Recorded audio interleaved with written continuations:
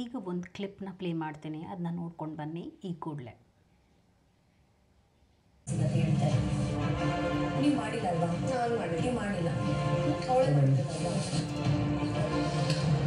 Weekend ಚರ್ಚೆಗಳಿಗೆ ಈ ಥರ ಫನ್ನಾಗಿ ಮಾಡಿ ಅದು ಬರಲಿಲ್ಲ ಅಂದರೆ ಅಮಗೆ very good very good.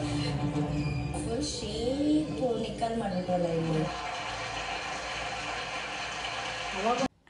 So ಈ ಒಂದು ಕ್ಲಿಪ್ನಲ್ಲಿ ನೀವೇನು ಒಬ್ಸರ್ವ್ ಮಾಡ್ಬೋದು ಅಂದರೆ, ಅಗೇನ್ ಈ ಒಂದು ಟರ್ಮ್ನ ಸೈಕಲಾಜಿಕಲಿ ನಾವೇನು ಹೇಳ್ತೀವಿ ಅಂದರೆ ಗ್ಯಾಸ್ ಲೈಟಿಂಗ್ ಅಂತ ಹೇಳ್ತೀವಿ.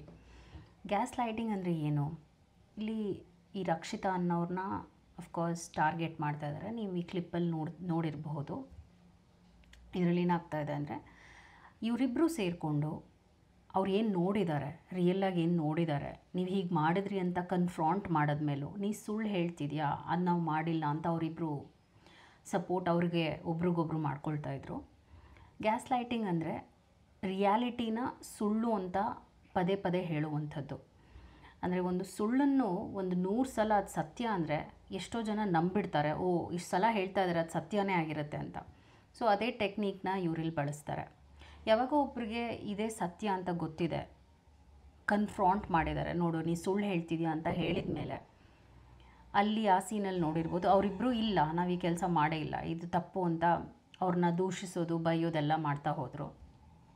ಆವಾಗ ಆ ಪರ್ಸನ್ ಅಂದರೆ ರಕ್ಷಿತಾ ಅನ್ನೋರ್ಗೆ ಆ ಸೀನಲ್ಲಿ ಏನು ಆಗಬಹುದು, ಯಾರಾದರೂ ಆ ಒಂದು ಸ್ಟೇಜಲ್ಲಿದ್ದಾರೆ ಅಂದಾಗ ಅವ್ರಿಗೆ ಹೌದಾ ಈ ಥರ ಆಯಿತಾ, ಓ ನನ್ನದೇ ಏನಾದರೂ ಪ್ರಾಬ್ಲಮ್ ಇದೆಯಾ ಅಂತ ರಿಫ್ಲೆಕ್ಟ್ ಮಾಡ್ಕೊಳ್ತಾ ಇರ್ತಾರೆ, ನಾನು ನೋಡಿದ್ದೇ ಸುಳ್ಳಾಗೋಯ್ತಾ ಅಂತ ಯೋಚನೆ ಮಾಡ್ತಿರ್ತಾರೆ. ಸೊ ಅವರು ಥಾಟ್ ಪ್ರೋಸೆಸ್ನಲ್ಲಿ ಮುಳುಗೋಗಿರ್ತಾರೆ.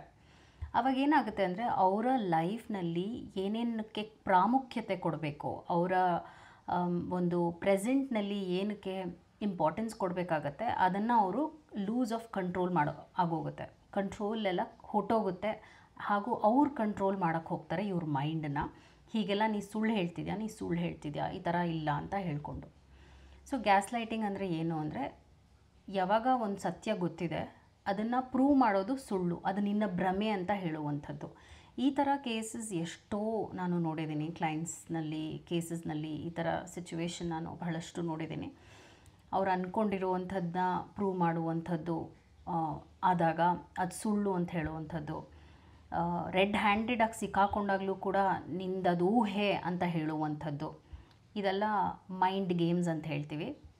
ಯಾಕೆ ಹೀಗೆ ಮಾಡ್ತಾರೆ ಅಂದರೆ, ಅವರು ಯಾವಾಗ ಈ ಥರ ನೀ ಸುಳ್ಳು ಅಂತ ದೂಷಿಸ್ತಿರ್ತಾರೆ, ಆ ವ್ಯಕ್ತಿಯ ಇಮೋಷನ್ಸ್ಗೆ ಧಕ್ಕೆ ಉಂಟಾಗುತ್ತೆ, ಹಾಗೂ ಅವರು ಇನ್ಸ್ಟೇಬಲ್ ಆಗ್ತಾರೆ, ಹಾಗೂ ಅವ್ರಿಗೆ ಅವರ ಪ್ರೆಸೆಂಟ್ ಕಡೆಗೆ ಗಮನ ಕೊಡೋಕ್ಕಾಗೋದಿಲ್ಲ, ಅವ್ರ ಕೆಲಸ ಕಾರ್ಯಗಳ ಕಡೆ ಗಮನ ಕೊಡೋಕ್ಕಾಗಲ್ಲ. ಹಾಗೆ ಇಲ್ಲೂ ಆಗಿತ್ತು, ಅವರು ಆ ಟಾರ್ಗೆಟ್ ಮಾಡಿದ್ದೇ ವೀಕ್ ಆಗಲಿ ಅಂತ. But again here Rakshita didn't get weak, she is getting more and more stronger, which is a very good sign, and she is doing really amazing. So what you think about